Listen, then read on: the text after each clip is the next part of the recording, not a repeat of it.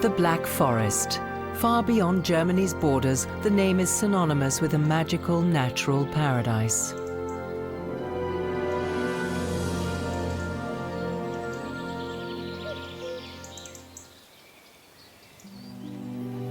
The Black Forest is the most famous low mountain range in Germany, lying to the southwest of the country.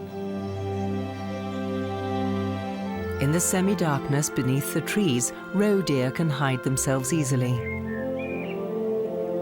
As shadows are a typical feature beneath the tall spruce and fir trees that dominate the landscape.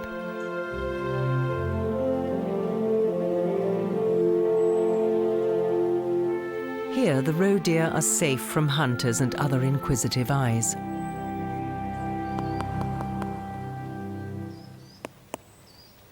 A great spotted woodpecker can be heard for miles around, hammering noisily at branches and tree trunks for food.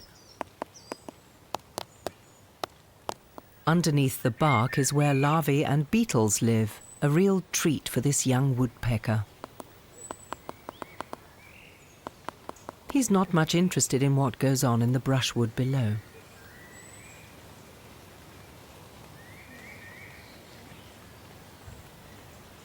It's high summer, and although the roe deer's mating season is long over, there are still some lone roebucks pestering the females. For the magnificent stags, their most exciting time lies ahead.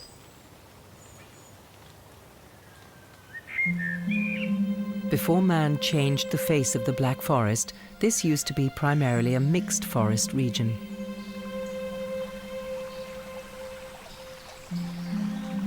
Vestiges of this original forest are now only found in conservation areas and reserves. Fallen trees tear gaps in the tree canopy, creating clearings.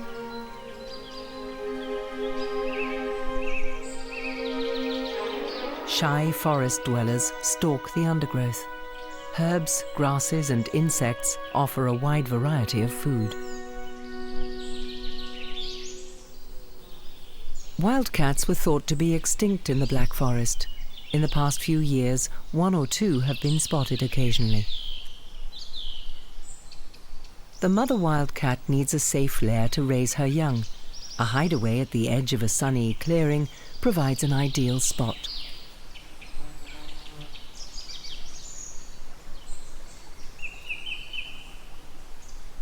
Untouched mixed forests are an important sanctuary and refuge for more than just the wild cats. Damp pools formed by clear streams create an ideal habitat for the rare fire salamander.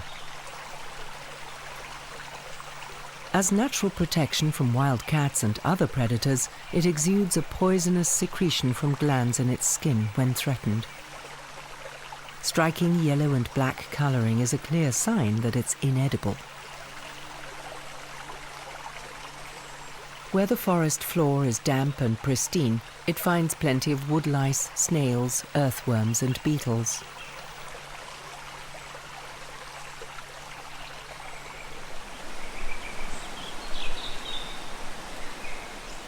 The areas bordering forest and field are home to an especially wide range of species. Ferns and mosses thrive in this combination of light and shade, along with herbs, grasses, bushes, and flowering plants.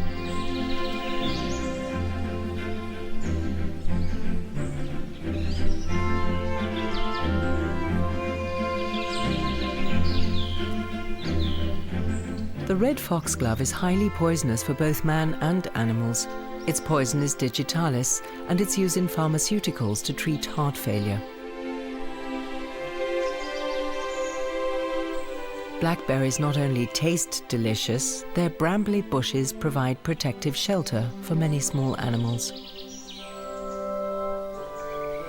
An excellent climber, the yellow-necked field mouse also gets to enjoy the juicy berries.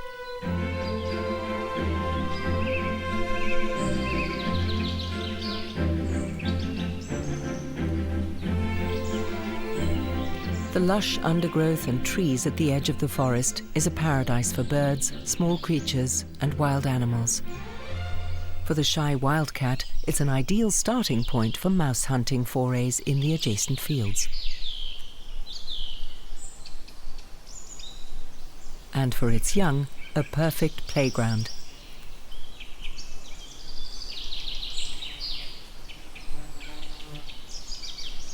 The end of summer is the most bountiful season. Berries and seeds are abundant.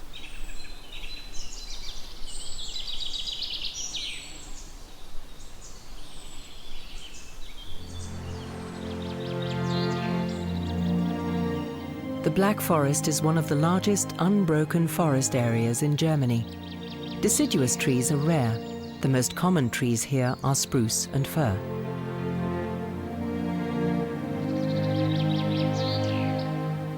I think that's an interesting thing.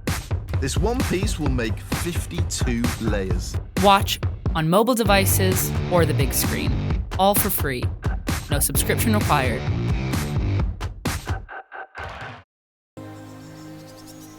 These conifers are easy to tell apart by the positioning of their cones.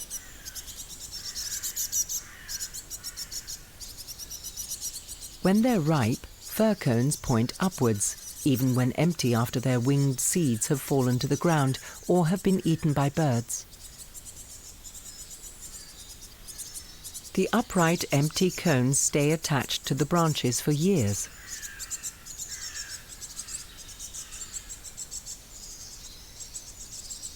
The cones of the spruce, on the other hand, point downwards from its branches.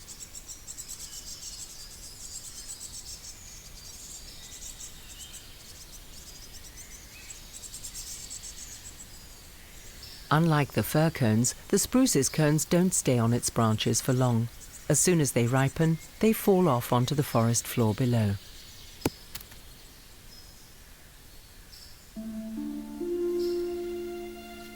In late summer, when it's warm and damp, mushrooms begin to shoot up out of the ground.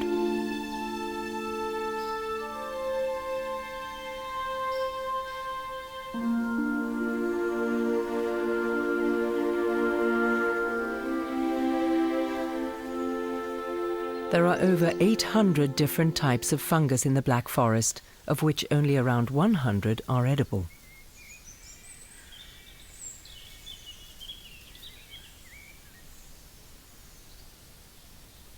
And these edible mushrooms have plenty of takers.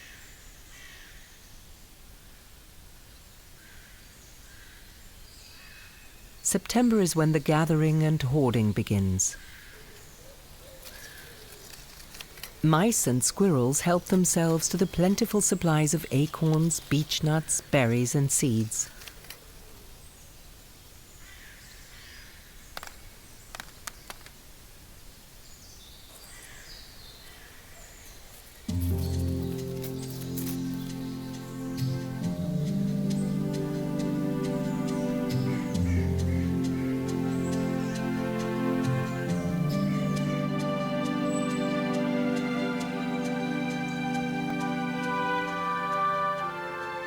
From the rocky landscape of the Battert in the northern Black Forest, the view stretches all the way to the Rhine Valley.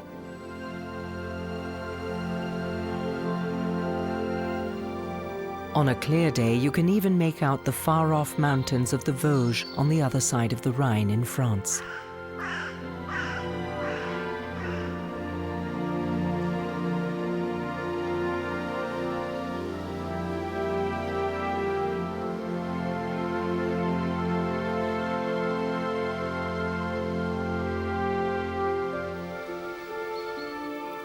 In the uplands, the first frosts can often begin in September.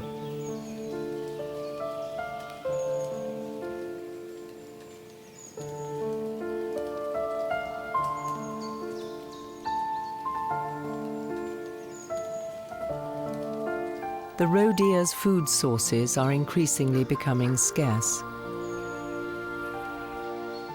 Roe deer are ruminants. They regurgitate what they eat to extract as much nutrition from the tough plant food as possible.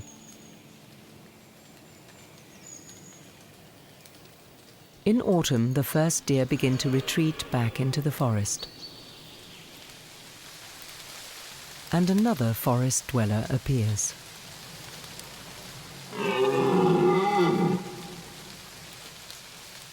The unmistakable roars of rutting stags echo among the trees.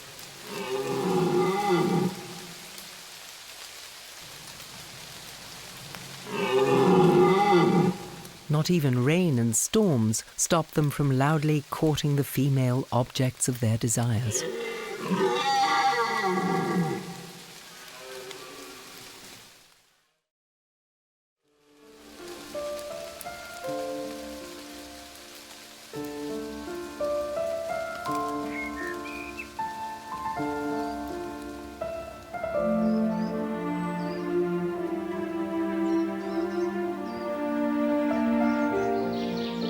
Autumn is the time for the deciduous trees of the Black Forest to deck themselves out in resplendent colour.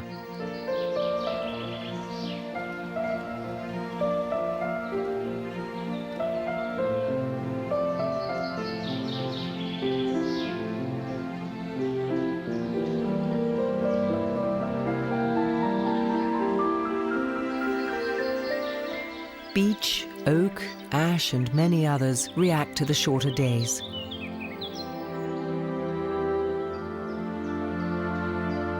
They withdraw the green chlorophyll from their leaves, turning them to brilliant autumn shades.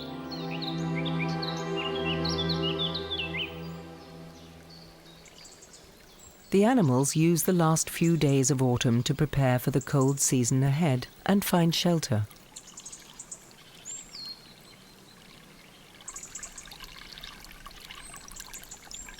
The salamander hides in fissures between the rocks or in caves. The squirrel hibernates in a tree hollow. It's already hidden the stores it will use throughout the coming winter.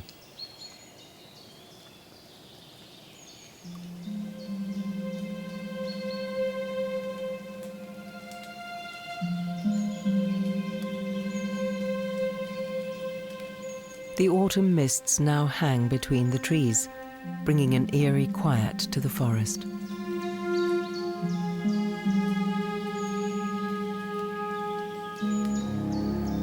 And in October, while temperatures in the valleys are often quite mild, up on the higher hillsides, at almost 1,500 meters, the first snow has already fallen.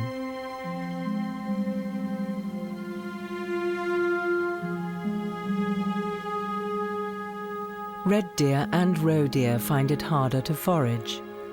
They withdraw deeper and deeper into the forest.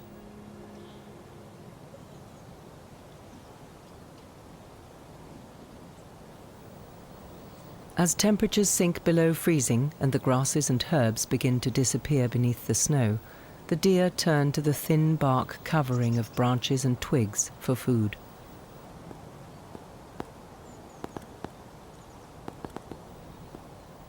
The middle-spotted woodpecker hunts for insect larvae under the bark, but in winter it will have to do with nuts and seeds.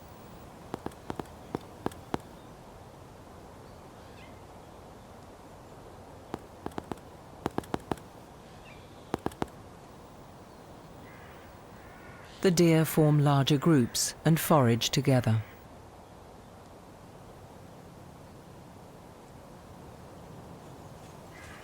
Most of the does are pregnant. The bucks have lost their antlers and from a distance can hardly be distinguished from the females. In the deep snow, the animals scratch laboriously for every meager mouthful. This is a matter of survival.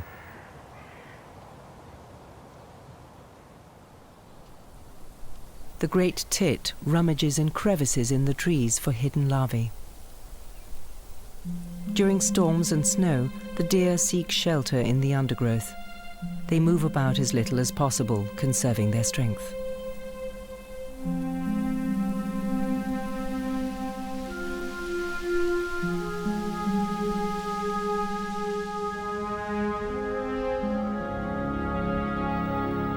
The sunlight now only reaches the tips of the mountains.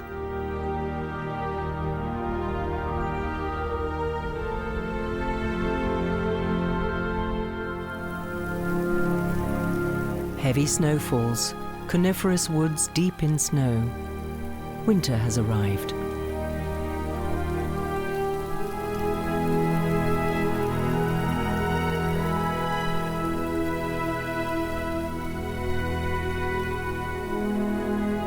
There is hardly any animal life to be seen.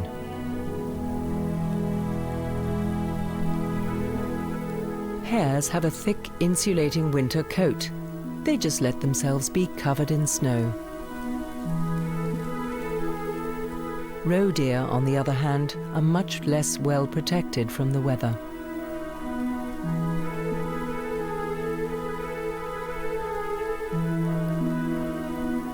Not all of them will survive the winter. Crows are clever omnivores and will generally survive winter well. Most of the birds have stopped singing and fluffed themselves up to save energy. Red deer roam through the forest in small groups. Although the snow between the trees is not that deep, there is little for them to eat.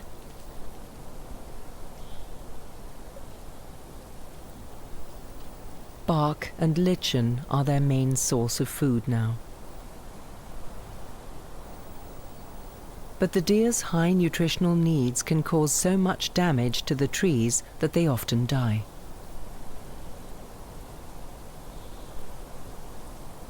This has led to forestry managers classifying deer as a pest and confining them to certain areas.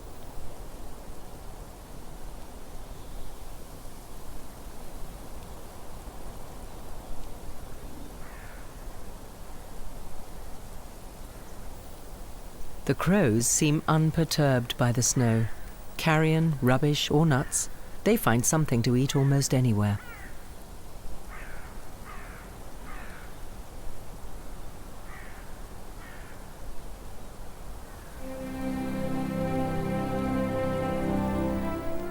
In January and February, winter has the Black Forest firmly in its grip. The entire mountain region is covered by a blanket of snow.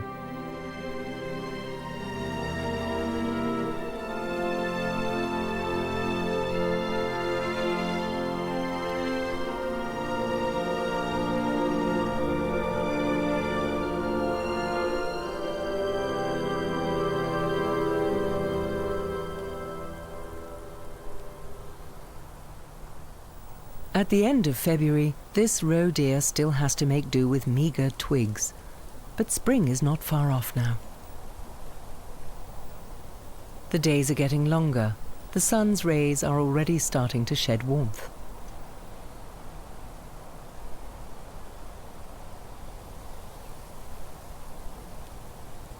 These first boisterous leaps look a lot like anticipation.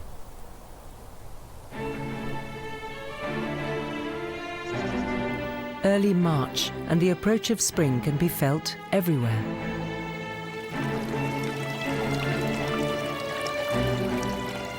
Melting snow transforms frozen creeks into gushing brooks, creating artistic ice sculptures.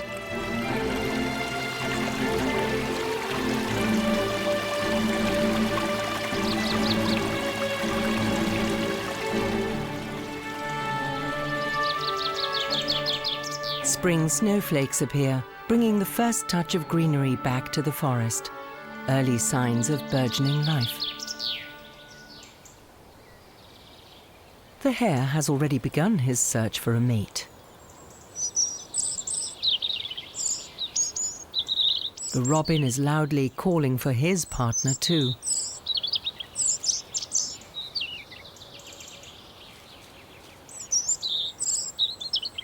He is preparing himself.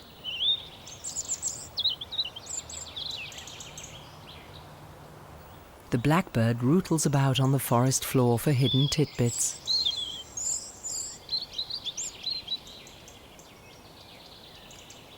The blue tit has already begun looking around for a suitable tree hollow to house her eggs.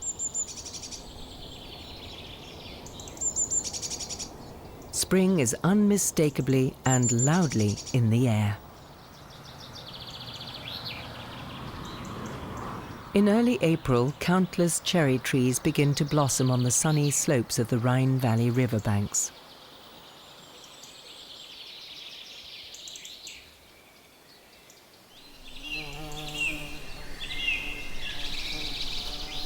The luxuriant blossoms attract bees. Without their help in pollination, there would be no cherries at all.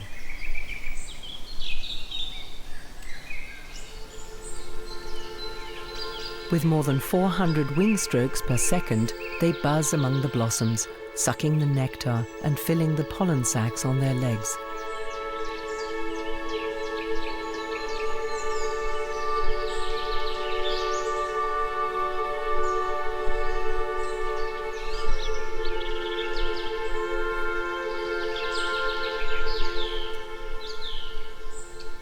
Everywhere there's singing, flowering, jubilating. Spring has well and truly arrived.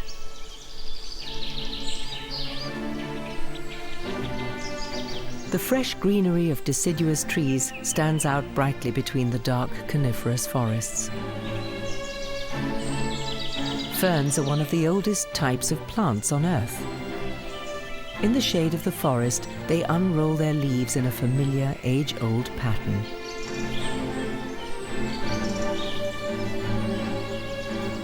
Soon the forest floor is thickly carpeted with ferns. Their pointed tips are wonderfully useful as a takeoff ramp.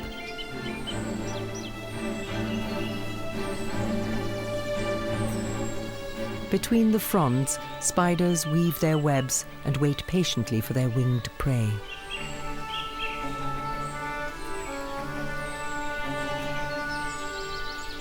Attracted by the many colourful blossoms, bees, flies and beetles are out in swarms.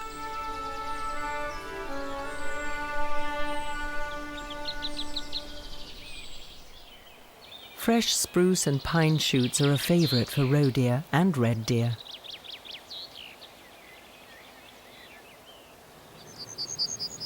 The cawing of the crows is less dominant amid the busy soundscape. Blackbirds trill their songs from the highest treetops.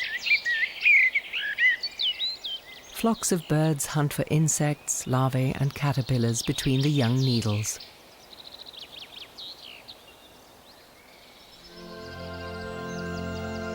The mystical lakes of the Black Forest provide an ideal setting for sagas and myths. Legend has it that ghosts and wraiths prowl here.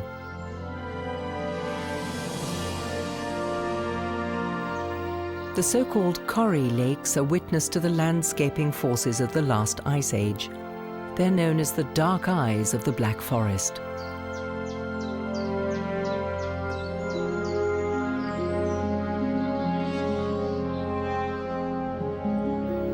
Their shores are almost all strictly protected, being home to rare frogs, newts, and other endangered species. The grass frog's mating concert lasts only a few days. The female lays spawn containing thousands of eggs that are fertilized by the male. The tadpoles soon hatch. It takes around 3 months for them to turn into adult grass frogs.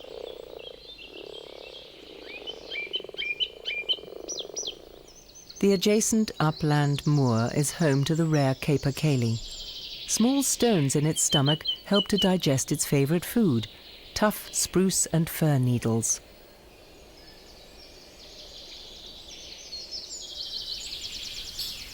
At last there are enough nutritious shoots and leaves for the roe deer to eat its fill.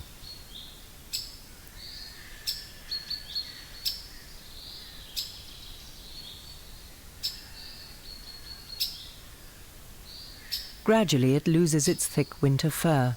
Underneath, its smooth red summer coat shines through.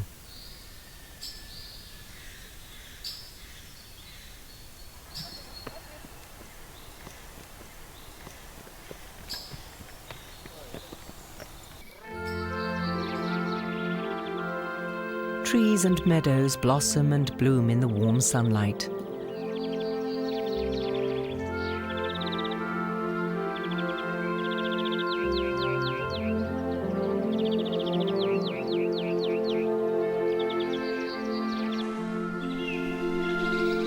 Dandelions are an important pasture for bees in spring. They swarm around the plants and gather nectar. A bee swarm has to visit over 100,000 blossoms to produce a single kilogram of honey.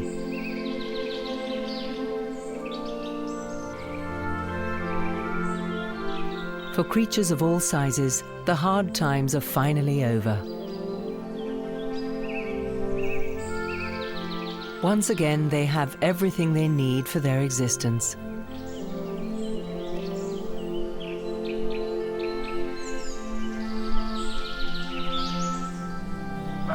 The Black Forest is one of Germany's largest and loveliest natural areas, a nature idyll in the heart of Europe.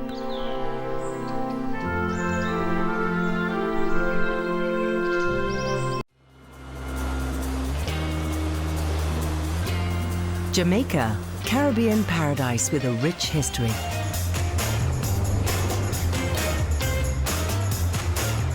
The island is full of exotic phenomena.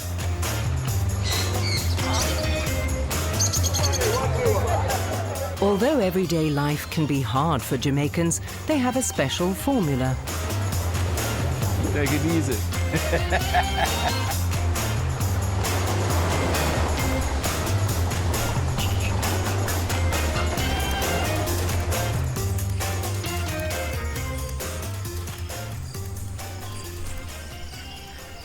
Away from the beaches, far from tourist attractions, Jamaica reveals its rural face.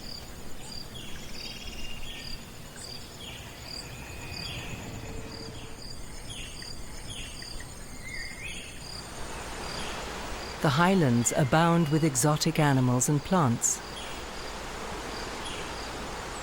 A closer look reveals little gems of nature everywhere, such as the Jamaican national bird, the doctor bird.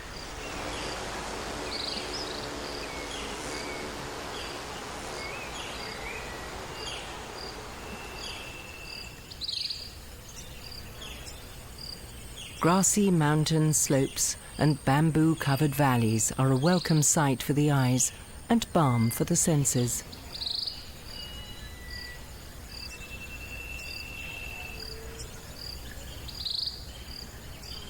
In the mountains, the fertile soil yields abundant harvests of fruit and vegetables.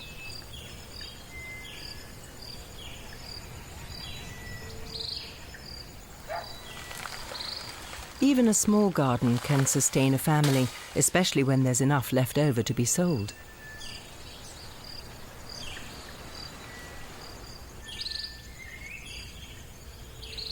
Coconut, banana, pineapple, ackee, mango, avocado or breadfruit, almost all tropical fruits grow in Jamaica.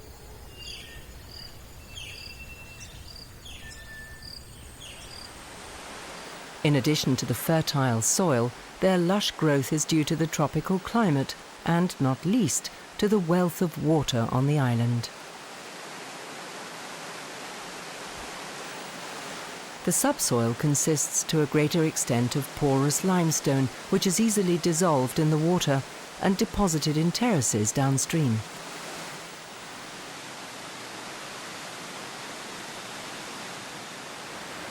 This process results in elaborate limestone plateaus and waterfalls, over which the watercourses find their way through the rainforest towards the sea.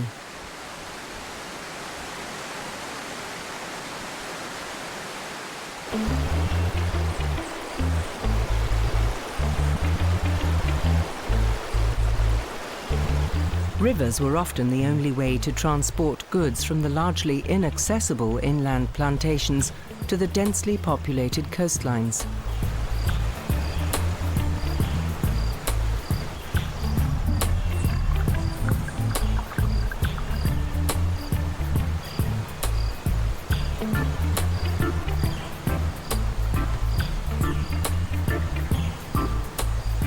Bamboo rafts were the preferred method used.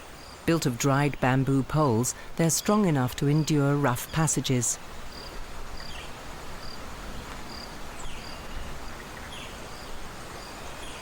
Though it's the raftsman's daily routine, steering a raft through the rapids is a challenging job. It needs full concentration, balance, and skill to navigate it just right.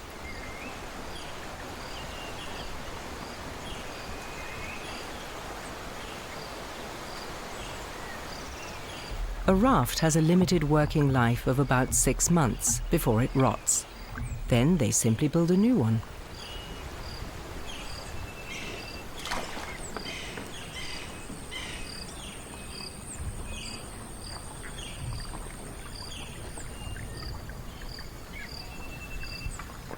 Banana plantations and a cemetery are signs that a settlement is near.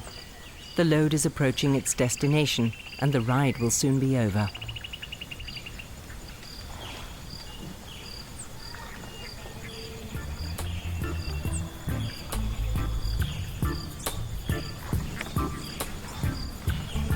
Rafting is hard work, but rarely fast-paced, like many other things here on the island.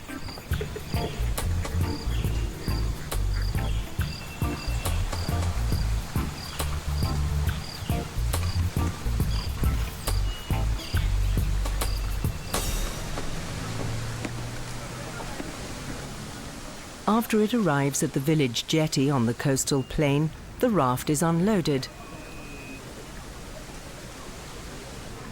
onto a pushcart. Banana, cherry. A handmade wooden vehicle. For many people on the island, it's the only affordable means of transportation. At the coast, fishing is a popular way for Jamaicans to earn a little money to get by.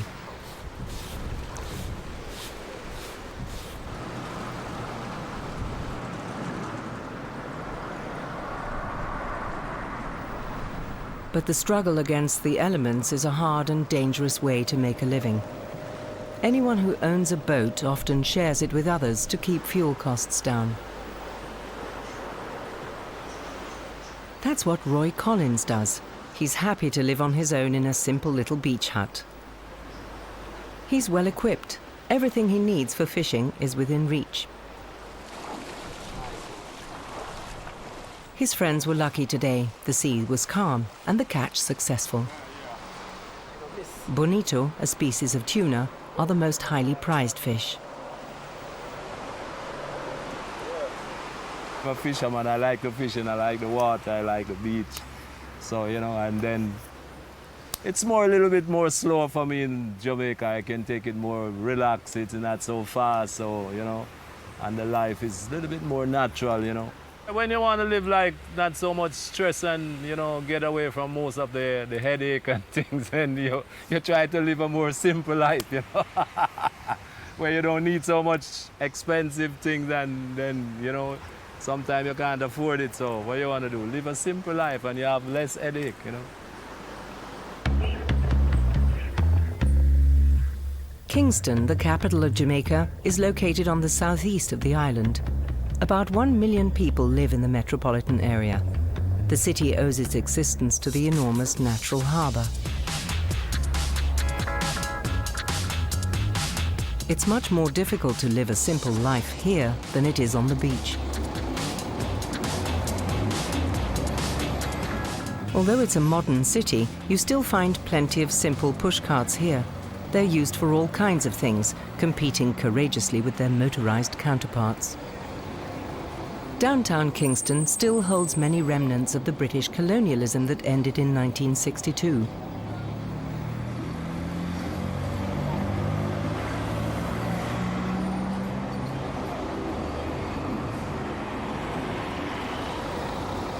But like the famous Ward Theatre, some historic buildings have fallen into ruin due to lack of funds.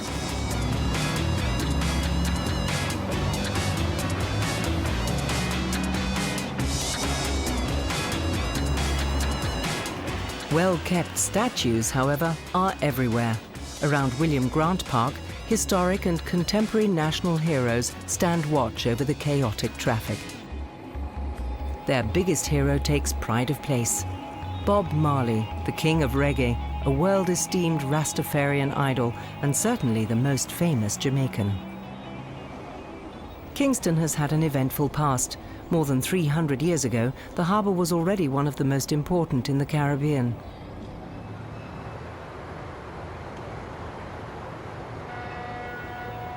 The original harbour town was situated on a promontory. Today, only fishing vessels moor here, and the fishermen make a modest living.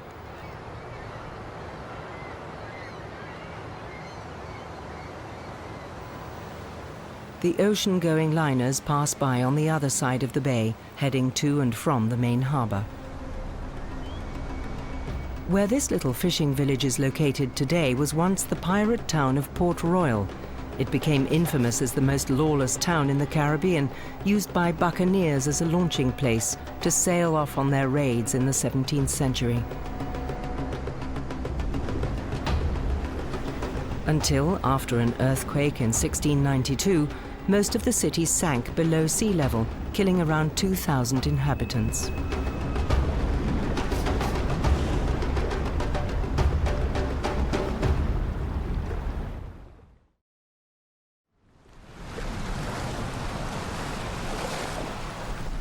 Kingston was founded by fugitives and survivors of the ruined town of Port Royal and quickly grew into the biggest town in Jamaica. The harbour is one of the largest in the Caribbean, an essential stop for thousands of ocean-going liners every year, and a magnet for shipping of all kinds.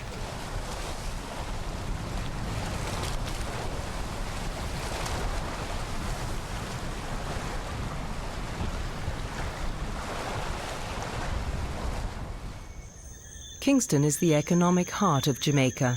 People from all over the country are drawn to the town in the hope of finding their fortune here.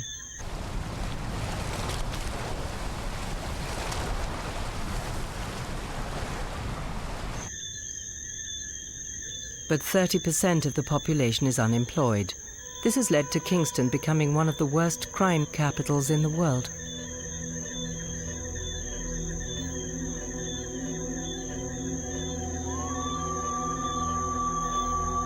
Two sides of the same coin. Magnificent sunsets as night falls on one of the most beautiful islands in the Caribbean versus the brutal reality of poverty and violence.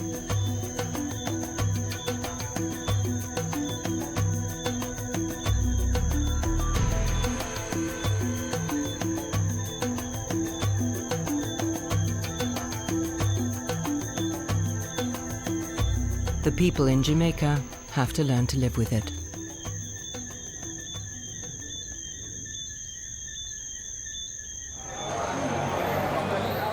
Coronation Market in Kingston, the biggest market in Jamaica and main supply centre for many Jamaicans.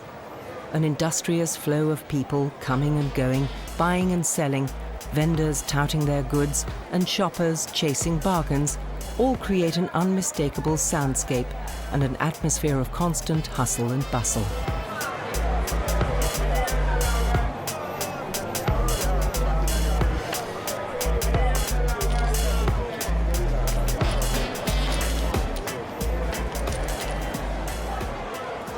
For the stall owners, their day starts at 5 o'clock in the morning. Late afternoon is closing time, and they can take a well-earned break. Many people play dominoes, a national sport in Jamaica. They mostly play for drinks or small change. This particular form of dominoes is called cutthroat, but the bloodthirsty name belies its true character. It just means each player plays for themselves against the others.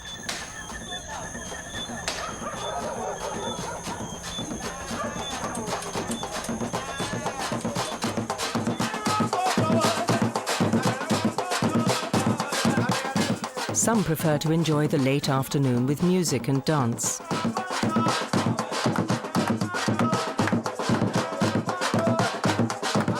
In memory of their African ancestry, some traditional songs are still performed in their original African languages.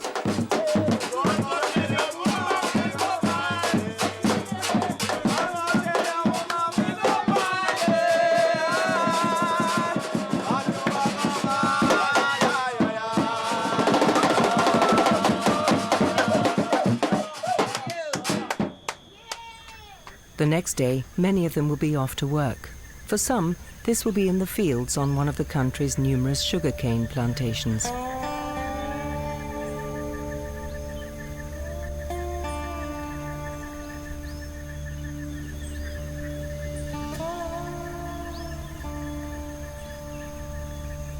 Sugarcane is cultivated on a large scale in Jamaica. The main purpose of these gigantic plantations is producing sugar, one of the island's main exports.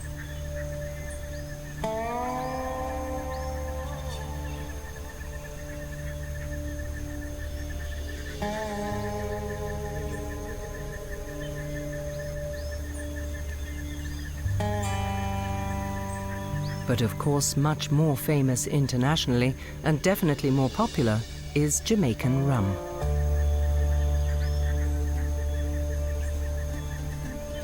It's made by extracting the juice of the sugarcane.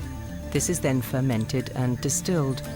The recipes are top secret and diligently guarded. After the distillation process, the rum has to mature in wooden barrels. It takes up to 15 years for quality rum to get its characteristic flavor.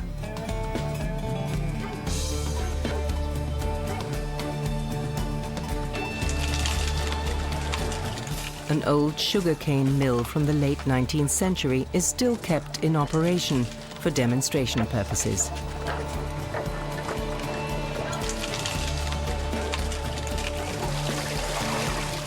In bygone days, producers used water power for larger quantities of sugarcane.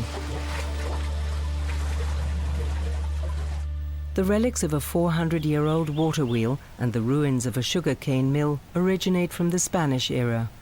The settlers of Sevilla de la Nueva produced sugar for export to Europe.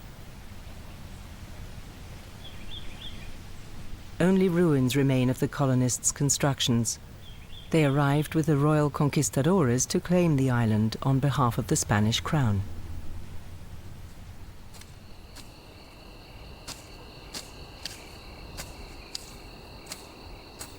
The British expelled the Spaniards when they occupied Jamaica in 1655. Their architectural imprints are all over the island. One of the most impressive is Colbeck Castle, which served as a fortress against possible Spanish retaliation. Built in the style of an Italian mansion, it was named after Colonel Colbeck, a soldier in the invading British forces who is said to have ruled his plantations from this extravagant residence.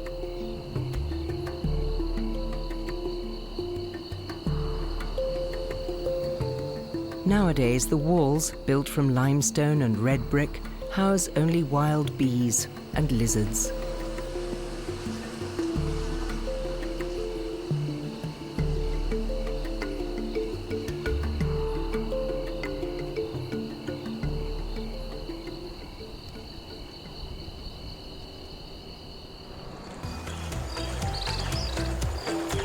In the heartland of Jamaica, the seemingly endless mountains are sparsely populated.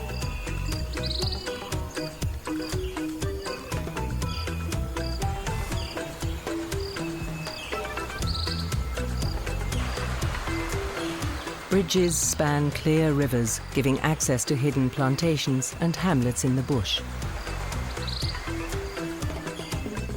Tropical fruits grow in an exciting variety in the wild here, and can be harvested by anyone.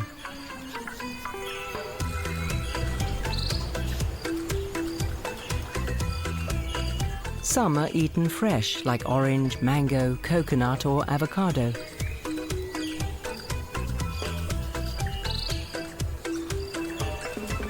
Others need to be roasted like breadfruit or cooked like ackee. They are an all-important nutritional source for humans and animals.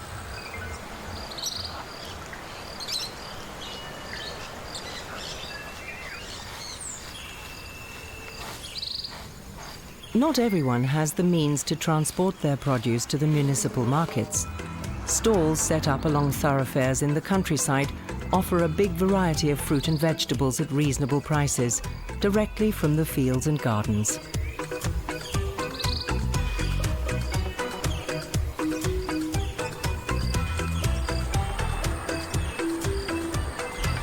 Especially popular with Jamaicans is ackee.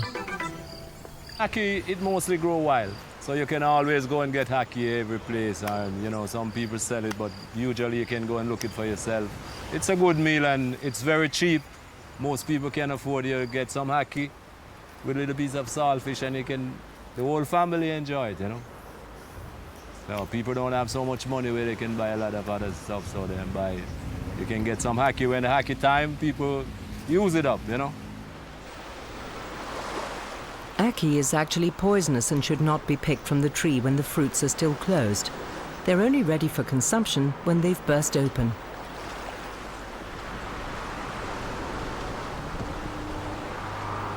First, the pulp has to be carefully cut from the peel, and the inedible pips must be removed.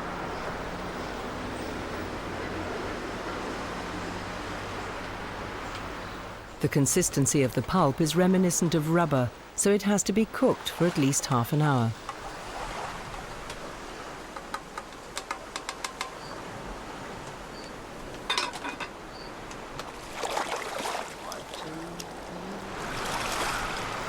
In the meantime, the other ingredients for this traditional Jamaican meal are prepared. Onions, sweet pepper, garlic, and tomatoes.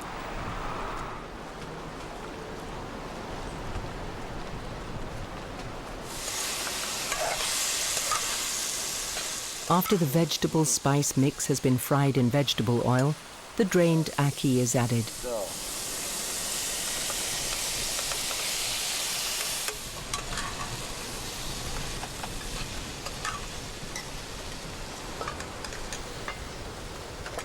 It's simmered for a short while, and then the traditional ackee dish can be served. It's Sunday today.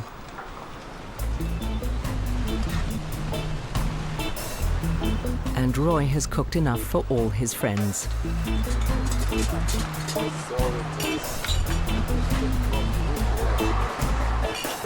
The meal will not be eaten at a table in the sun. That's for tourists. They eat where they feel most comfortable, in the shade.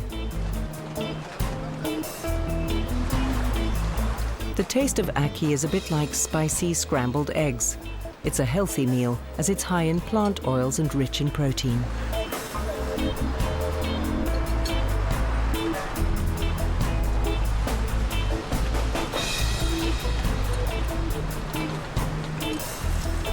Cleaning the dishes in the sea saves precious drinking water, and it's environmentally friendly. There's no detergent needed. The sand scrubs the dishes clean, and the remaining crumbs feed the small fish in the shallow water.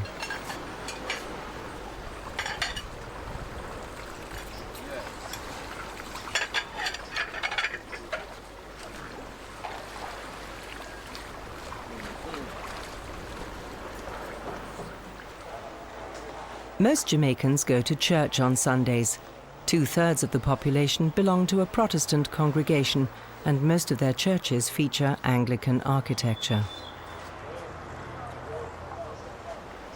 Only a few fishermen set out on a Sunday. Frigate birds, however, have to find fish every day of the week. They often circle above the beaches in anticipation of an easy meal.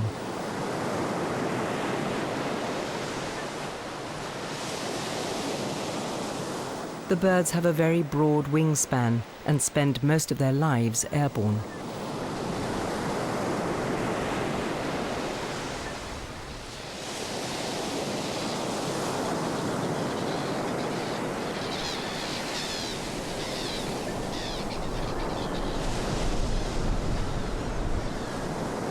As soon as the fish are gutted, they swoop in and grab their share of the catch.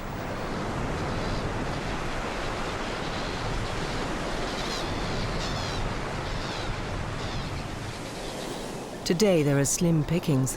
Most of the boats stayed high up on the beach.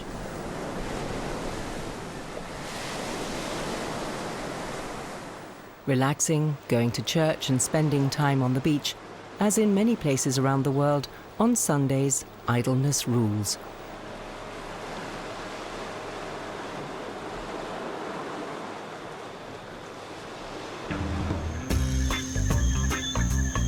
But in Jamaica, people like to take it easy every other day of the week too.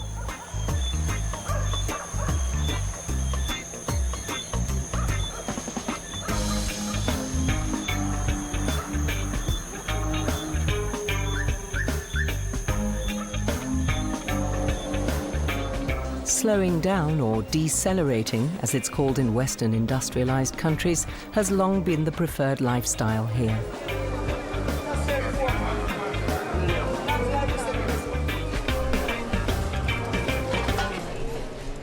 Even though life doesn't provide riches for most Jamaicans, people try to maintain their vitality and serenity. You know, I live like a cowboy on the beach. I don't need so much.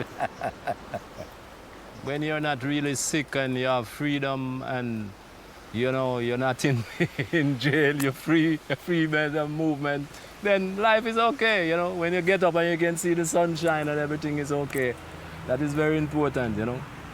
Yeah, man. So you can enjoy life. Take it easy. Try to take it easy because it's not so easy to take it easy. You know. So you have to just try to take it easy, you know.